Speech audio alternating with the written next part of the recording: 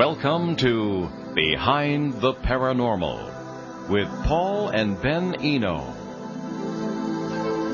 Could the most ancient of our religious beliefs actually be compatible with science? Can the paranormal teach us more about the universe than traditional science? And most of all, is it possible that your gallant father-son co-hosts could actually be right about all this parallel universe stuff? Greetings, friends, and welcome to the 54th broadcast of Behind the Paranormal with Paul and Ben Eno. I'm Paul, and I'm afraid that my son, co-host, and partner in the paranormal, Ben, couldn't be with us tonight because his final exams at Mount St. Charles Academy begin tomorrow. I'm sure that our distinguished guest, one of the world's great teachers, will appreciate that. But before we welcome our guest, I'm happy to say that Peter, I believe it's pronounced Ndeke, from Washington, D.C., got the right answer to last week's question. What do the natives of the Jundu region of northern Zambia call the strange flying monster that supposedly lives in the area? The answer, of course, the Kangamato. Peter wins a copy of my latest book, Turning Home, God, Ghosts, and Human Destiny. Now, Peter's name sounds suspiciously African to me, so maybe he's from Zambia and knows this stuff. But in any case, this week's question is, according to the Canadian Automobile Association, what is the most haunted lighthouse in Canada? And if you think you can handle that, call us locally at 401-766-1240 or from anywhere in the U.S. at 800-449-1240. The email address, eno, at onworldwide.com. If I don't announce a winner during the show and you still think you have the answer, drop a line to Ben at behindtheparanormal.com. The winner gets a copy of The Yoga of Time Travel, How the Mind Can Defeat Time, by tonight's guest. I'm deeply honored that Dr. Fred Alan Wolf, one of the world's great physicists, teachers, and visionaries, can be with us this evening. A reporter recently referred to me as one of the, quote, grand old men of the paranormal research. Thanks a lot. But if I deserve anything like that title, then Dr. Wolf was one of my inadvertent godfathers. His thinking put into perspective everything I was seeing in my early paranormal research. Tonight is the first time we've ever actually spoken. Dr. Wolf has written 11 books, and the ones that influenced me most have been Taking the Quantum Leap, Parallel Universes, Mind Over Matter, and The Spiritual Universe. His The Dreaming Universe, The Eagle's Quest, Matter into Feeling, The Yoga of Time Travel, How the Mind Can Defeat Time, and his latest book, Dr. Quantum Presents, a little book of big ideas, are just as marvelous. An award-winning author, Dr. Wolf earned his Ph.D. in theoretical physics at UCLA in 1963. He continues to write and lecture throughout the world and to conduct research on the relationship of quantum mechanics to human consciousness, and consciousness in general. He has taught at the University of London, the University of Paris, the Hahn-Meitner Institute for Nuclear Physics in Paris, Berlin, the Hebrew University of Jerusalem, the San Diego State University in the dear old USA. His work in quantum physics and consciousness and his spiritual quest are well known through his popular and scientific writing, and they have taken him to, as we used to say, the far corners of the earth. He has become even better known recently because of his key role in the 2004 hit film, What the Bleep Do We Know? He appears often on the Coast to Coast AM show, although not tonight because, ironically enough, I'm the guest on the Coast to Coast show tonight, in the wee hours of the morning. Dr. Wolf's website is www.fredalanwolf.com, Alan spelled A-L-A-N. And if you'd like to speak with us tonight, as we talk to Dr. Wolf, it's 401-766-1240 locally, or 800-449-1240 anywhere in the U.S. Again, the email, eno at onworldwide.com. Dr. Wolf, welcome to Behind the Paranormal. Well, thank you, Paul. I hope Ben does well on his journey into the mind of trying to solve exams. You might tell him from me that if he's having a hard time, he ought to use a paranormal trick that I often did when I had a tough exam coming up. And that was to actually look ahead and find out what the questions are. And to study only those questions, to forget everything else. Let your intuition guide you. I was very surprised that that actually works, and that you need do a little research. I did some research on what the past exams were, and then I said, well, those are the past exams, And I just have this strong intuition it's going to be these questions. And it was my qualifying exam for the PhD, and I got one of the highest scores because I simply looked ahead and said, these are the questions. And so you might try that. Well, since you're a paranormal show, you might try a paranormal trick. Well, never mind, Ben. I wish I'd talked to you during my exams 35 years ago. Actually, most people can do that. I mean, you might call it intuition, you might call it guessing. I mean, there are many people who rationalize it, but whatever you want to call it, it doesn't matter. It's just that most people don't do it. They simply go into what's called brain death. There's an exam coming. Oh, they clutch up, they stop breathing, they stop thinking, they start studying everything, trying to work out every single problem or try to anticipate every single thing that the examiner could ask instead of thinking about, well, wait a minute, what is he going to ask? Well, exactly. Well, what did Julius Caesar say? They can because they think they can, and the converse is true. They can't because they think they can't. Well, yeah, I mean, it's just something I wish, a lot of students would just actually practice. Indeed. Because it really, in other words, you have to understand you're taking an exam on a human being, and the human being has to think of what questions they ask you. Mm-hmm. I will pass that on. What is he going to ask you? He's not going to ask you a weird, obscure stuff. His goal is not to flunk you all, because if he flunks everybody and everybody flunks, he loses his job. That's true. Indeed. Oh my. Well, I am having a little bit of trouble hearing you here, but I'm sorry. Is there a bad that's connection? okay. No, it's not your fault. It's the connection. Let's move on then. Let's start at the beginning, okay? Because some people may not, strangely enough, know who you are.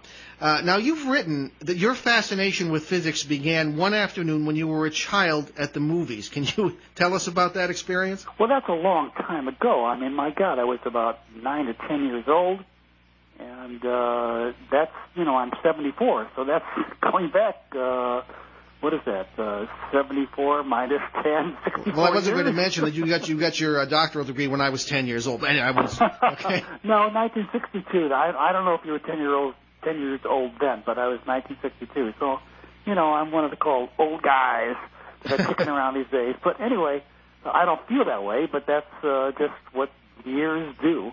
So, yeah, it was just, I was always a curious kid, always wanted to know how things worked. And my mom had taken me to a Saturday matinee at the Cine Theater, right down just a couple blocks away from where I lived. And that was something we would do. She would take me to matinees, and we went to see a film that I completely forgot, and watched the newsreel, which had the first atom bomb blast that just had gone off. This was, I guess, just prior to, I'm not sure when I saw the newsreel. It might have been after the bomb was dropped in Japan, or it might have been just before, I don't know. But it was the explosion at Alamogordo in New Mexico. Mm-hmm. And when I saw that, my mind went into, wow, I now know what I want to do. This is what I'm interested in. How do you do that?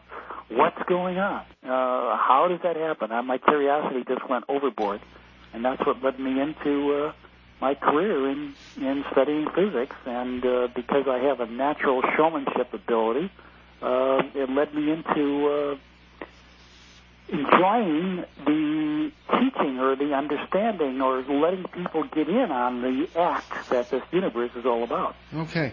We're going to take a little bit of a break here, Doctor, because we have a caller who thinks they might have the answer to our question. We'll be right back with you.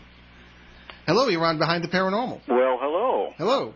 How about Gibraltar Point Lighthouse in Toronto? Very close. That's generally considered the second most. Yeah, okay. Second most. Well, again, these things are by degree, but but it's not the answer to the question. A little bit farther east. Oh, well. Okay. Oh, sorry about that. No, not at all. Well, you flunked the final exam. You flunked the final exam. What Dr. Wolf should have, There you look go. ahead. I should have been using the method. Exactly. Well, thank you for calling. Bye-bye. Okay. Dr. Wolf, we're back with you, and I would like to just say we're behind the Paranormal here. Paul and Ben Eno. We're talking with Dr. Fred Allen Wolf this evening, well-known physicist and media personality, and every good thing I can think of to say about him, I can say about him.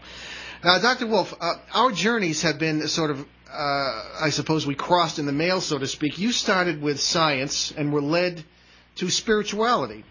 And I started with spirituality as a student for the priesthood and was kind of led to science.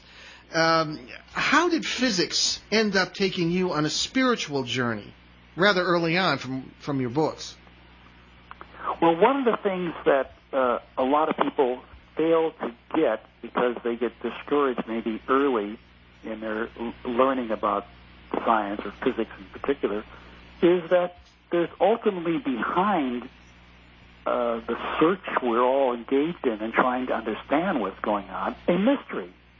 And the mystery is so profound and so beautiful and so overwhelmingly interesting to a curious mind that when you face it and see what it is and then begin to reveal or learn how, through the minds of people who have been thinking about this for hundreds of years, how certain truths or certain ideas or concepts begin to emerge from that mystery, it becomes very compelling, and it doesn't lead you away from spirituality. If it does that, then you become a mechanic. You just become a robot. But if it leads you back into the mystery and you're going, wow, why is nature behaving this way? What is going on? How can nature twist space and time? Where do these particles come from? Why is there antimatter, antiparticles in the universe? How is it that what I do over here instantly affects something happening over there? And you begin to look for trying to understand that. Then it becomes, I think, a natural lead into your spiritual nature, the nature which every human being has. Mm-hmm. It seems to be, to me, impossible to escape it. I know it's easy to get caught in the matrix of doing what you're doing and continue doing it and not ask yourself these questions, but I think a lot of good physicists these days are asking these kinds of questions and have in the past. Well, they're very true. I see exactly what you mean and how it can occur. One has to overcome, seemingly, first of all, a number of assumptions about our world, the pigeonholes that we Westerners use constantly, and to get beyond that into a sort of holistic approach to reality, and then all sorts of gates seem to open. Let me tell you how you helped me. All right. Now, again, this is the first time we've ever actually spoken, and this is why this is such a great honor for me. I don't know whether you'll be edified or horrified, but I started in paranormal research in 1970 while, as I say, studying for the priesthood. And I was under the wings of people like Dr. Louisa Ryan at Duke University and Father John Nicola, a Jesuit priest who advised on the film The Exorcist, which he regretted to his dying day. But my research was very unauthorized by the church. Yeah, and I was just a kid. And years later, it ended up, of course, getting me tossed out of the seminary. But my very first case started to show me something that I didn't expect. When, among other things, 7 of us witnessed an invisible ox cart rumbling by on a road that no longer existed. And I started to suspect that theology wasn't good enough to explain this. Science, as I understood it, wasn't good enough. Certainly 19th century spiritualism, which I guess is still the lens most people use to look at quote-unquote ghosts, was off by miles. I was flummoxed.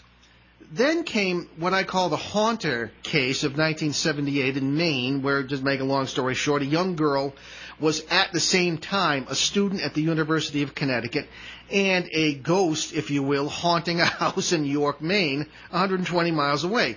I was blown out of the water until I read Freehoff Copper's book, The Tao of Physics. And I have to admit, you weren't the first. I read his first. Right? All right. That led a few years later to your book, Taking the Quantum Leap, and your explanation of Hugh Everett's multiple worlds theory of quantum physics. Now, Hugh Everett was a grad student at Princeton. And, I didn't even have a lot of experience as a scientist, but he wrote this incredible stuff about these multiple worlds. And the words from your book, all possible editions of reality really exist, even though you didn't state it as a fact, changed my life and transformed my work. And I said, this is what I'm seeing, manifested in the trenches in everyday paranormal, if you will, events. Are you edified or horrified? No, I'm just simply listening with no emotional affect one way or the other. It's very interesting, and I'm just I'm not either horrified or edified. I'm okay, good. Yes, okay, I gotcha. I'm with you. Yeah, neutral is good.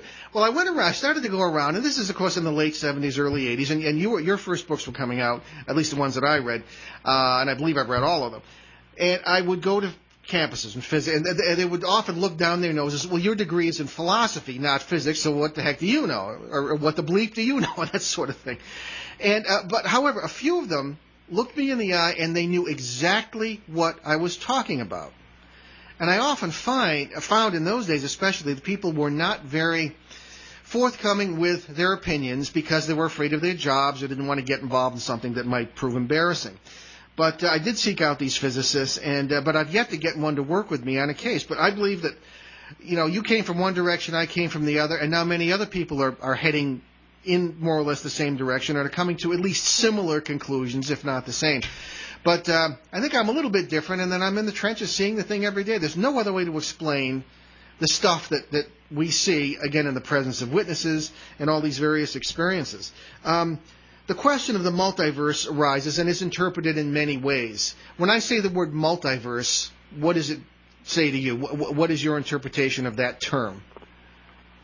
Well, it's a term that was recently, let's say, invented by a physicist who had been working in this field of parallel universes, developing it for the possibility of making computer applications with the ideas from parallel universes, a very ingenious set of ideas. He wrote a book about the fabric of reality. His name is David Deutsch.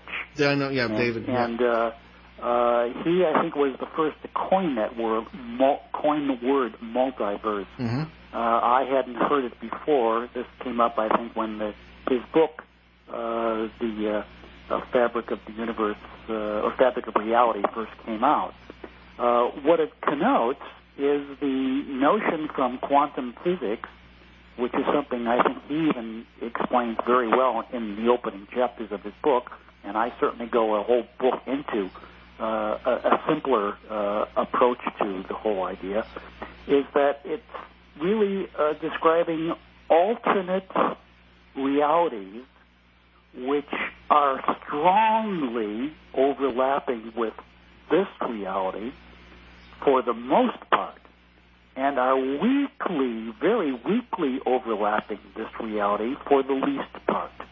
In other words, there seems to be, in this way of looking, a huge number of possible universes which are existing independently of each other, but due to certain similarities between some of them, there's a tendency for them to overlap so strongly that as one moves, changes, goes through all the different quantum jumps that one has to go through just to move your rear end from your chair to the dining table, mm-hmm. that what you're actually doing is working or actually flipping very rapidly through all of these alternate universes without the single notion that that's happening at all. Because as far as you're concerned, there's no way that you're going to even be able to discern that you've gone from one to the other, but that's what you're actually doing. You may be flipping through 1 billion of them in a microsecond and never know that that actually happened to you. Mm-hmm. And so as you are moving around, let's say at the peak of these, let's imagine that these universes can be mapped in some way. Have you ever heard of a Gaussian curve? Oh, yes. This is a curve which is peaked at some place and then falls off to the sides. It's shaped like a hill. I can't think of a common term that we use to talk about that, but a hill or a mountain. Okay. A very smooth one, for example. Well, as Walter Cronkite used to say, hold that thought. We have a commercial break, and we'll be right back. It's called a bell-shaped curve. There you go. So we'll come back to that. Hold that Gaussian curve. Be right back. Is your business getting the necessary exposure? American Beauty Sign Works, your local sign experts, can help you answer yes to that question. Whether you're in need of a sign for your new business, a new look for your existing sign, or repair on your electrical sign, they're equipped with the newest sign-making technology and have the expertise to get your business the recognition it needs. Conveniently located at 345 Providence Street in Woonsocket, Rhode Island, American Beauty Sign Works strives to help you succeed in properly marketing your business. We offer a large variety of services, including business cards, letterhead, logo design, automobile wraps, awnings, banners, digital graphics, marquees, magnetic, neon, political, and real estate signs, storefronts, vehicle lettering and graphics, vinyl signs, and website design.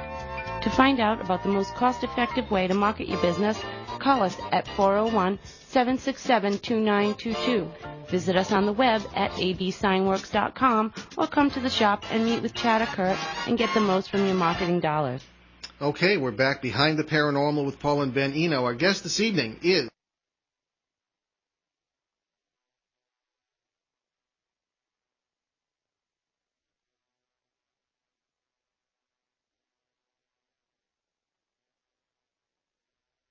Paranormal with Paul and Ben Eno. Our guest this evening is Dr. Fred Alan Wolf, author, speaker, media personality, and one of the world's great physicists, theoretical physicists.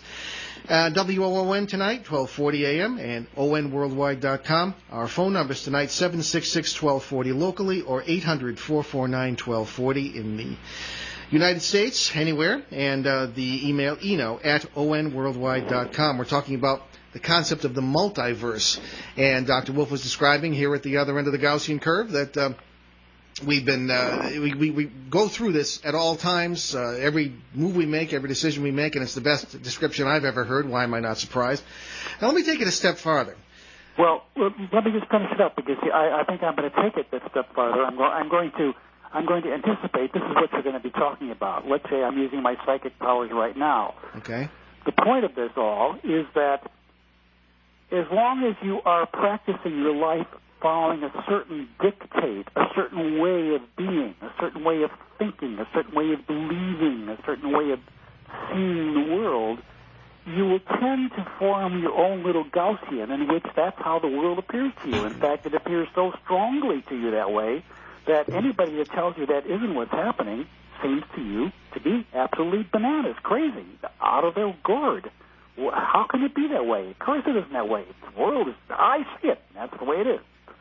But you see, when you do extraordinary things for your life, for example, when you spend time in a shamanic journey, or if you, in the 70s or probably in the 80s, maybe even still now, people that take drugs, certain kinds of vision drugs like ayahuasca or even marijuana or any of these kind of drugs which alter your way of seeing, you sometimes go into these so-called crazy views of the world, have psychic events happening to you, and if you are so stuck in not having that happen, you go crazy. You actually lose. You go nuts. You think like you've lost your mind. In fact, a lot of people in the early 60s, when LSD was first put into the stream of consciousness, that people were taking it, a lot of people really started jumping out of buildings. They went nuts.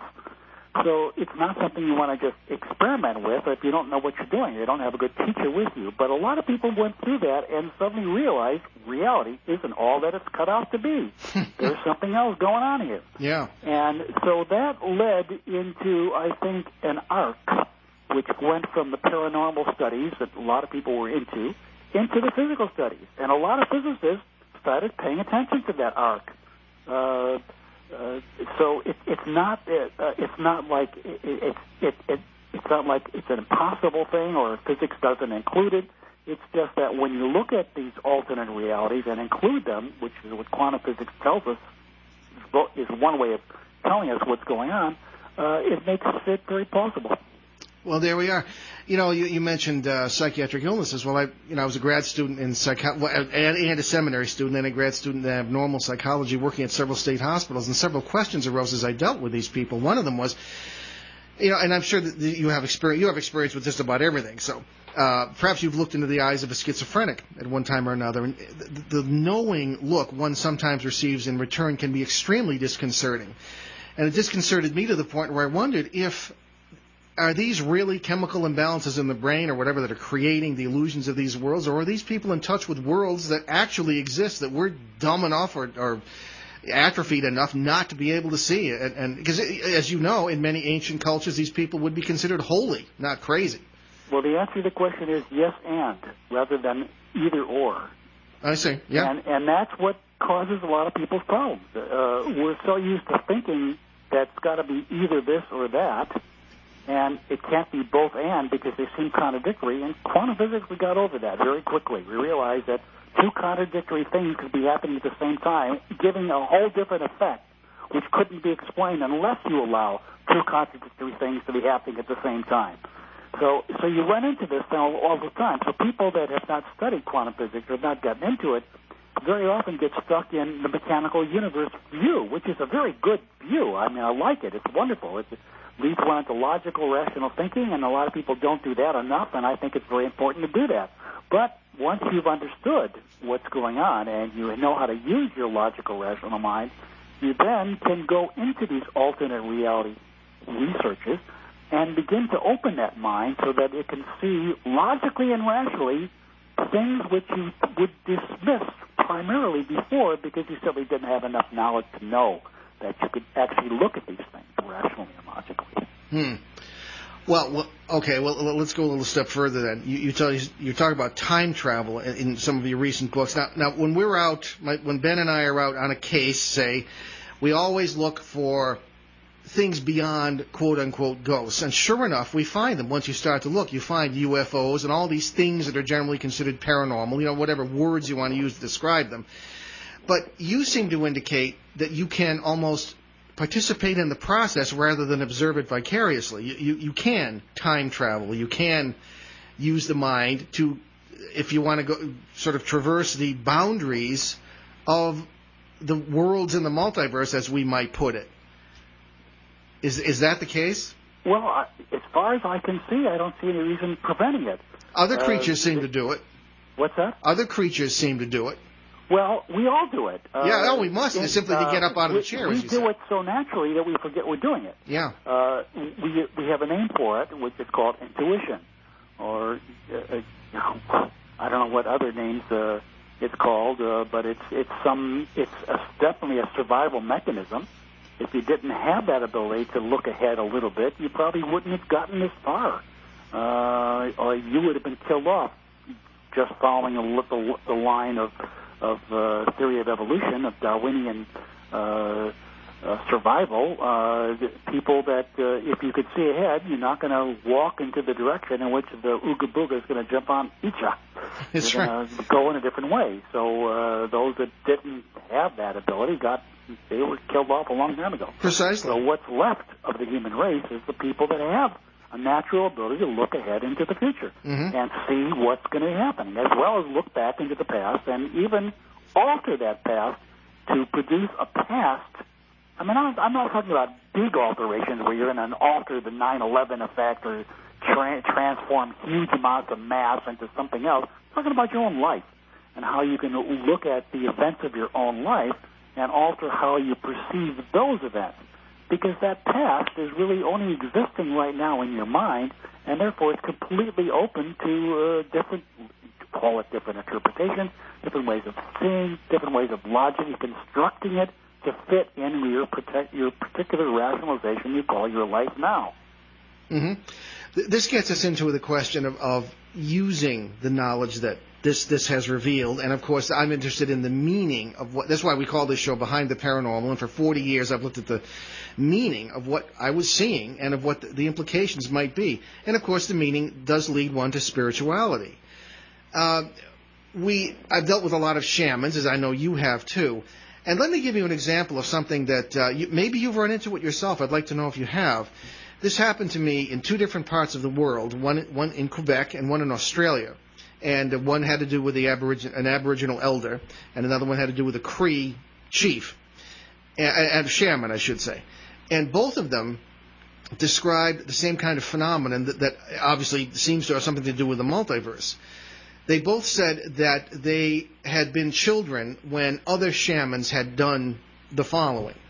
A family, in one case, in the Australian case, had lost a child, very upset about it, had offered him lots of money to go into the other world, as he said, and bring the child back. He didn't want to do it, said it wasn't a good idea, but finally they prevailed upon him to do so. According to Mindalooey, the guy, I still remember his name, I can see a little hobbit kind of guy sitting on this porch outside Melbourne, and he said that the man had actually done that, had gone into the other world, grabbed the kid by the arm, pulled him back across the boundary, and there he was. And yet, his body from this world was buried, right there, and here he is running around. Interestingly, he said that the kid didn't remember some of his siblings. He remembered his mother and father and some of his neighbors, but he just couldn't adjust, and he eventually ended up losing his mind. The guy in Quebec said an adult was brought back, and he was very adamant, this is not resurrection, it's not reincarnation, it's not resuscitation, it was bringing the guy from another world where he never died. And this hit me right between the eyes. I mean, geez, talk about the multiverse in vivid living color. What else can you get? And again, this is a 30-year-old story secondhand, but nevertheless, I've assembled stuff like this over the years. Have you ever heard the multiverse put to this kind of practical use? No, I haven't heard that story before. It would certainly fit into the kind of overarching speculations that we're making right now. Exactly, yeah. Well, one does what one can. Because, I don't know, I long ago came to the conclusion, I suppose, as Descartes did at the end of his life, that we really don't know anything. And, what the bleep do we know? Well, zero, pretty much. And we start writing, I guess, on, Aristotle's Tabula Rasa, and we do the best we can do. But I'm going to, before we start burning up the whole hour here, there are a lot of emails came in for you this week. Sometimes people can't listen live, so they write in emails. This is from Denise in Coolville, Ohio. I've got to love that name. And this is for you. I believe that I see quantum effects in my house all the time. Things come and go. Strange people walk down the hall and disappear. People I don't know and can't see are having conversations in the living room. And she kind of ends at that. I guess she sort of wants your opinion or our opinion on that. And I run into that sort of thing all the time. And do you have people come to you with questions like that very often? No, I usually don't get questions like that. But let me relate to you that it's not an uncommon thing. I've heard of this before. And I could offer some bit of insight into what might be happening. Again, remember I told you about the Gaussian curve and how we're all pretty much fixed on the top of that curve, staying in the so-called normal area. Well, the so-called abnormal or things off that curve behavior, some people have these experiences because there's something different about the way they see the world, and they may not have developed the habit of seeing the world in a sort of concrete way. And for them, spiritual or spirits or people appearing in their living rooms, they're kind of, I would guess, kind of wispy. They're not as solid as I would guess a family member might be, but something like that. This sounds like what I would loosely call a parallel world leakage. There's a leak through. It doesn't last very long, but it's kind of a leak through. It's not very. You can't grab hold of it, but it's definitely coming through the mind of the person who's observing it. Because even another observer in the same room may not see that at all. It would have to be pretty strong for several people to see it, and apparently that's what maybe some of the UFO stuff is all about. There may be some pretty strong leakages, or stuff that's actually up there. I mean, I don't know. That's who knows what's going on. There's too much. That when it comes to observations of things that I have are so quick, that pass by so quickly that you can't get a handle on it, I can only speculate as to what it might be, and so I can't say. Sure. Well, sometimes there was a debate, whether it's still going on, I don't know, about how real parallel universes really are. At least that's the way I interpreted the question to be. I suppose. Well, let's give the example. I use the example in my last book of the teacup. You're doing your dishes in the evening. You drop a teacup, and it, because of the smithereens on the floor. you've created another, and this is a simplistic approach, but you've created another universe in which the teacup broke, and the one in which it didn't keeps going on. That seems to be one interpretation. Okay. Yeah, and let me explain. That is what's going on. Okay. In the universe where it didn't break, that's approximately 0.000000000, 1,000 more zeros, 0.1 universes, in comparison to the universes in which it did break, which is 1,000,000 billion zeros later, universes in which it did happen, compared to the small number which it did. They're still there, but they're not very likely to be seen because the chances of a cup hitting the ground in the way that it did before and not cracking is possible, but it's not very likely. So you're dealing with probabilities when you're talking about these alternate realities. So it doesn't mean they don't happen. They're just not very likely. It's only, as I said, the top of the Gaussian curve is where the cup breaks. On the outskirts of the Gaussian curve is where the cup is pretty much solid and staying right where it was. Maybe even flying through the air, going off to even Mars in another universe. Who knows what that cup's going to do? So, well, the idea being that anything that is possible exists somewhere in the multiverse. Yeah, I mean, the thing we're finding out now is that matter itself, the most tiniest flicks of matter, let's take electrons. Electrons are remarkable particles. They live forever.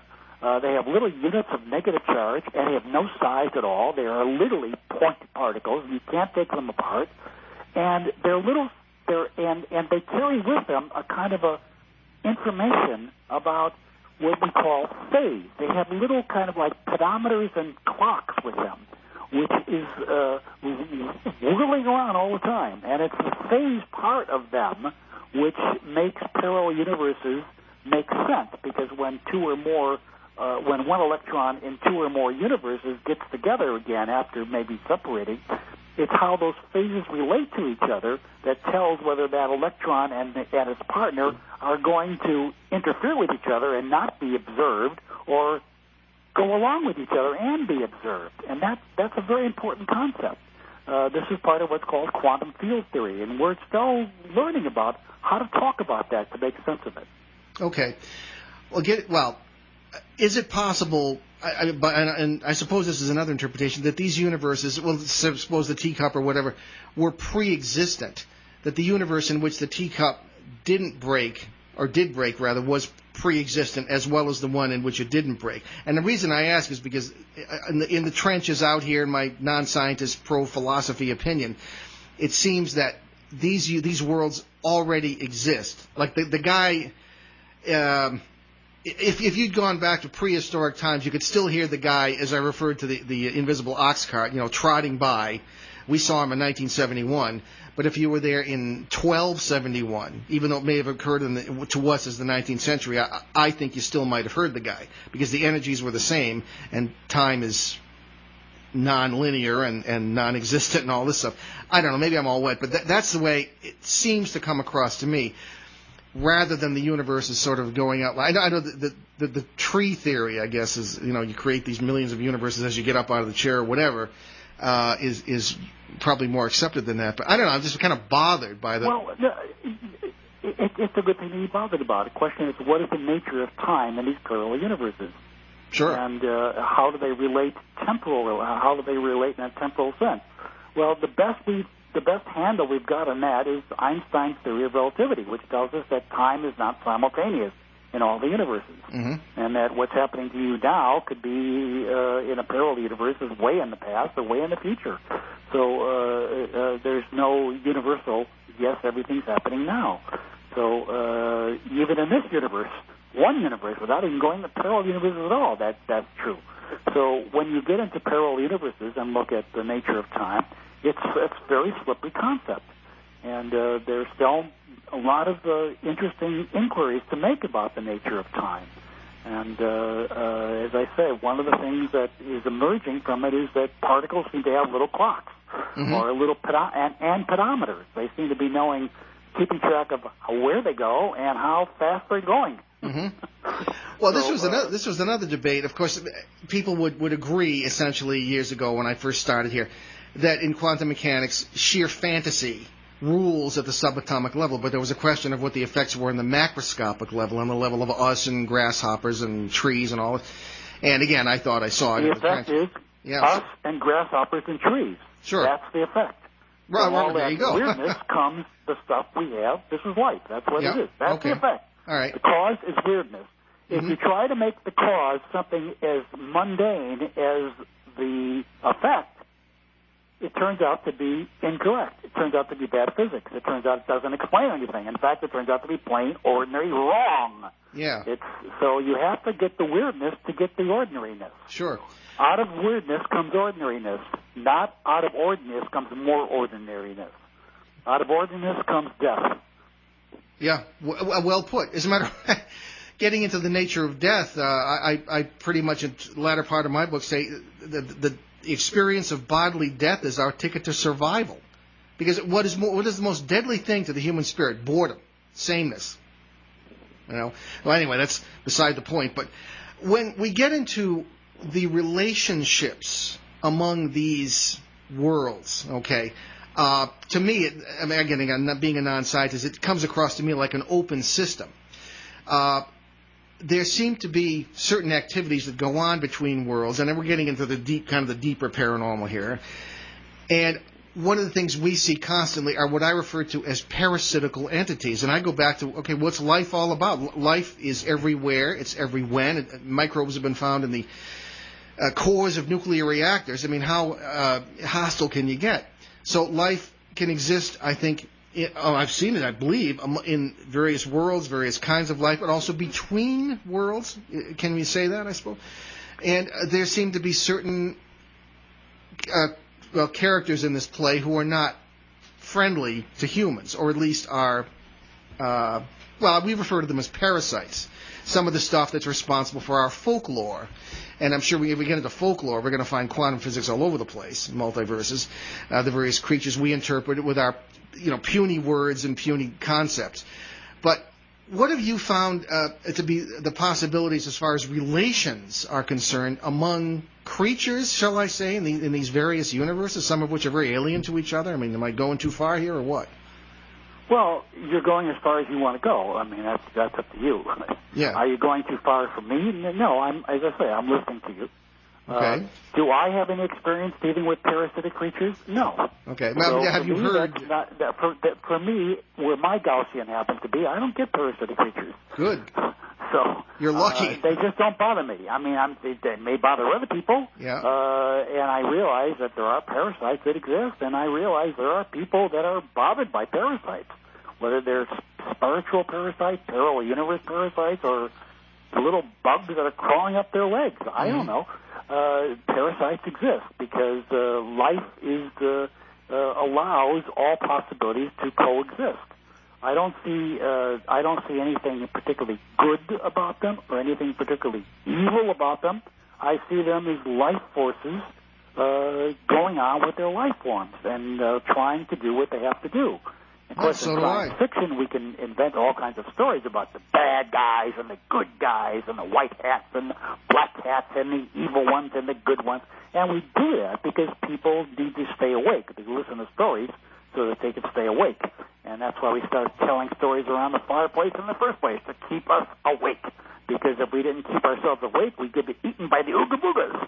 And so that's what stories are all about. There you go. So we make up stories, and we say things about, oh, boy, there's these parasites, these oogie-beagie, green, snot-loving boogers that come after you. And, well, oh, my God. And, boy, I'm awake now. I'm not going to go to sleep. And we call that television today. So, of course, Well, on that note, let's take a commercial break. We'll be right back with Dr. Fred Allen Wolf. New River Press is proud to sponsor tonight's segment of Behind the Paranormal with Paul and Benjamin Eno. New River Press offers the best in unusual New Age books. Stand by the side of tonight's host, Paul Eno, as he battles poltergeists and helps suffering souls and families in the critically acclaimed books Faces at the Window and Footsteps in the Attic. Plunge deeper into the paranormal with Paul and learn about its influence on human history, its action in our daily lives, and its ultimate meaning for us in the best-selling Turning Home, God, Ghosts, and Human Destiny. Available now from New River Press, publishers of unusual books. Visit newriverpress.com, amazon.com, or your favorite bookstore. And set for release late this year in one of the most unusual books on the subject ever written, Paul gives us Dancing Past the Graveyard, What Ghosts Have to Say About God. Okay, we're back behind the paranormal with Paul and Ben Eno. Our guest this evening is Dr. Fred Allen Wolf, physicist, media personality, author, speaker, and all good things. And we're talking about the multiverse and many other things having to do with it. And the ultimate question, of course, is who or what is God? Now, Dr. Wolf, what has quantum physics to say about God? Well, it's very simple. Just forget everything. I'm God. So everybody should get down on your knees and start praying and spend all your money. Because I am God, and everybody out there can say exactly the same thing and be telling the truth, because everybody is God. Okay. So there is no guy up in heaven whistling Dixie and making everything appear, and everything we make up is our stories about it, and we're doing that to keep ourselves from knowing who we really are. All right. And that basically is the story. We Okay. make up stories, we make up myths, we make up dreams, we live through these myths and dreams and stories, because the one thing we don't want to know is that we're God. To know that is to realize that that's all there is. But you're everywhere. You're everything. And once you figure that all out and accept all that, then what are you going to do? That realization would bring a frightening amount of responsibility. Well, you are responsible. Yeah. It's just a question of, do you want to face your responsibilities? This whole thing is your dream. So, and that is the word I tell everybody. It's your dream, man. You got to, lady, man, child, make it, do it as you want to do it, because this is your opportunity to have that experience without having to carry the whole weight of the whole universe. You got the whole universe there anyway, but you don't have to carry it with you. You can let it go for a while and just play around with Dirac's equation, or how to play a piano, or how to learn whether ghosts are real or not real, or how to investigate the paranormal, or how to play a violin, or how to become a movie star, or how to learn, how to study, how to find out, how to find how wonderful life can really be, or find out how terrible life can be, and go into the depths of everything you want to go into, the darkness or whatever, because you're God. You do what you want. Well, when I was speaking with these people whose tradition, especially the Aborigines, whose tradition goes back at least 30,000 years unbroken, they knew this stuff, didn't they? Well, I don't think they know it any better or knew it any better than we do. They just practice a different technology. Yeah. How did they know this? There's a myth. See, that's part of a white Anglo-Saxon myth, that somehow these dark people who live in the Ooga Booga lands of, like, Australia or the dark jungles or whatever, that somehow these people have something either more powerful than us, they're more intelligent than us, they're braver than us, they're smarter than us, they're this and that, or they're the opposite. They're dumber than us, they're uglier than us. We go through these insane stories, myths, because we don't bother to find out that they're just two-legged, just like us. And they're dumber or smarter than we are. And they may have developed their ability to see things differently than we do, because that's how their culture lives. But we've developed our ability to see things different than they do, because that's how our culture lives. And there's nothing better or worse about it. We have to learn to be tolerant and to examine and find out, hey, that's a neat way to look at things. Let me get into that with you. Rather than, oh, wow, hey, those people must really have, back then that's when they really understood. But right now we're so, rather than going through that insane insanity of saying, oh, well, right now we don't know so much what they did then, or back then they were stupid and we know more now. Those are inane insanities which lead you into, I think, craziness. Well, I don't know if I entirely agree, but I think that we're the freaks of human history, philosophically at least. We're dumb as doorknobs. I think we're relearning a lot of things. We're not dumb as doorknobs. To me, that's not a very smart thing to say. We are as smart as we can be. We're not any dumber than anybody else. We're not any smarter than anybody else. We're as smart as we can be. Okay. We're not dumber. We haven't gotten dumber in the years. In fact, just the opposite. We've certainly learned a lot more So we're not Thomas doorknobs. I don't agree with that. Okay. Well, all right. Well, we're pretty much running out of time here. We only scratched the surface here, and you've been a tremendous guest, and I thank you so much for coming on. I hope we'll be able to continue this at some point. We do have a 2-hour show monthly. Maybe we can get you on that.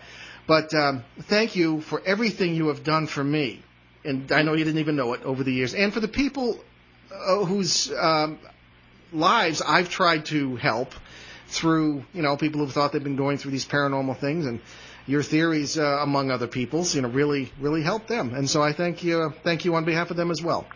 You're very welcome, Paul, and I wish you and your son well as life goes on. Thank you very much, and hopefully we'll speak again soon.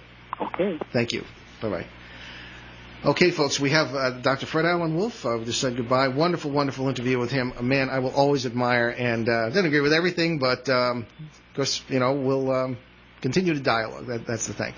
We have someone who's called with an answer to our question, hopefully, and we will check it out. Can I have the caller, please? Hello, welcome to Behind the Paranormal. Hello, Mr. Eno. Yes. Hello there. Let's take a shot at West Point Lighthouse in Prince Edward Island. You got it, my friend. Aha! Second time's the charm. I know. I really thought the Toronto one was the winner. I mean, you got a murdered lighthouse keeper and everything. Yeah. You can debate that. But the West Point Lighthouse in O'Leary, Prince Edward Island, is the most beautiful spot in the world. My grandparents were from Nova Scotia. As were mine. Ah. Yeah. What part? Shelburne. Okay. My grandmother was from Pictou. Okay. Well, we're close enough to be cousins. And my grandfather was from Canning. Uh-huh. So. Well done. Let's see. For more than 200 years, witnesses have reported sighting a flaming ship off the coast of O'Leary. In 1786, the doomed crew of a burning pirate schooner made a pact with the devil and were doomed to sail the seas in their cursed vessel for all eternity. Well, I there guess we that's are. Pretty good. Not bad. Well, see, this is the only one in Canada that I know that has a flaming vessel right off the point. Making a deal with the devil and all. I mean. Indeed. Well, you can't get any weirder than that. So I'm going to leave you in the hands of our producer. I'm going to get your address and name, and we will be happy to send you a copy of Dr. Wolf's book. And congratulations. A lot of people don't get these questions, Yes, I understand it. I got to tell you, I really thought the Toronto one was the winner, but that's okay. Okay. Well, yeah, you won, all's well that ends well. All's well that ends well, Exactly. Thank you, sir. Thank you very much. All right, bye-bye. Okay, I've got a couple of emails I think we're going to have a chance to get to. This one is more by way of a comment here. This was from Anna in Waterloo, Iowa, and Anna writes, this will sound like I made it up, but I didn't. Several times a month for almost a year, a kid would appear at our back window. He looked sad, and he looked like he was calling to us, but we could never hear anything. But you could sure hear our kids screaming when they saw him. We finally moved because we couldn't take this anymore. What was all this about? Well, again, I think if we'd had a chance to read this to Dr. Wolf, he might agree with me that we've got something multiversal going on here. It's interesting that this person seemed to see the people in the house through this window. And I've had cases like this before, interestingly enough, several of them in the Midwest. And it's been, in my opinion, there was one in Ottawa, Canada, as a matter of fact, speaking of Canada, that I encountered in 1979, in which the people would go, and this was not an old house. This is a new house in a plat just outside Ottawa, relatively new subdivision. People went down their stairs, and they would see two children huddled in a corner with this odd dark light, not light, but darkness around them. And the children were dressed oddly in one-piece clothing, some sort of pajamas or what. And the children would be yelling, but they couldn't be heard. I got the very strong impression of children in this basement. What it was, I don't know. But again, I believe that some parallel world overlap or leakage, as Dr. Wolf might say, had occurred here. So there we are. So we have a lot of announcements here, and we'll, of course, continue next week with our strange cases and things. And I wanted to mention, of course, as I said at the beginning of the show, I'll be George Noory's guest tonight on Coast to Coast AM. We'll be talking about some of the newer and wilder cases Ben and I are working on, and my unified theory of the paranormal, how ghosts, UFOs, weird critters, etc., are all connected, in my opinion. And if you want to listen live, be prepared for a long night because the show is 4 hours long and based in Hollywood, it's 3 time zones away. So I'm on from 2 a.m. to 5 a.m. our time. In our own AM listening area, you can catch Coast to Coast on WPRO 630 in Providence, WRKO 680 AM in Boston, WTAG 530 AM in Worcester, WXTK FM 95.1 out on the Cape. In Connecticut, it's WTICF AM 1080 in Hartford and WELI 960 in New Haven. Any place else in North America, you're on your own. Check your local listings. There are hundreds of stations this show is on. For the faint of heart or early to bed, listen to the podcast later on at www.coasttocoastam.com. Now, next Friday, June 13th, Ben and I are scheduled to be at River Falls Restaurant at Market Square here in our beloved Woonsocket, Rhode Island. Our good friend and local author and ghost researcher Tom D'Agostino will be the main speaker, but Ben and I will be there to meet and greet, and I'll sign any books if you care to buy any, and this sort of thing. So I'm going to, I think we've got a few more minutes. I'm going to read another email that we received. This is from Doug in Exeter, Devon, England, where a lot of my ancestors came from.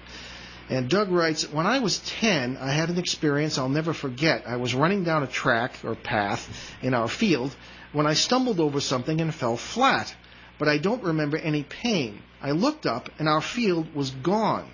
Instead, I was at the edge of a village made up of stone houses.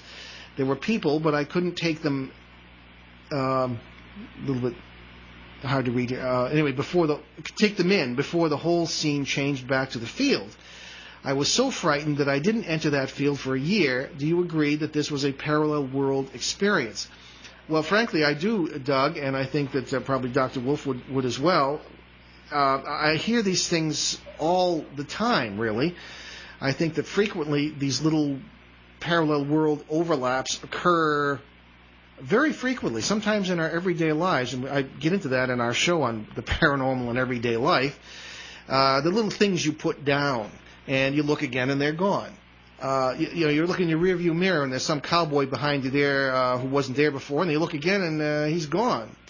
These things may be something else. It might be one of those things, and we usually will chalk it up. By the end of the day, we've forgotten it, but it could very well be little parallel world experiences. But when you have something like this happen, and I have a case in Vermont that I investigated a number of years ago that had to do with a house that was itself, if you will, a ghost.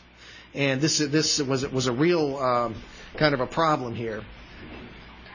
Okay.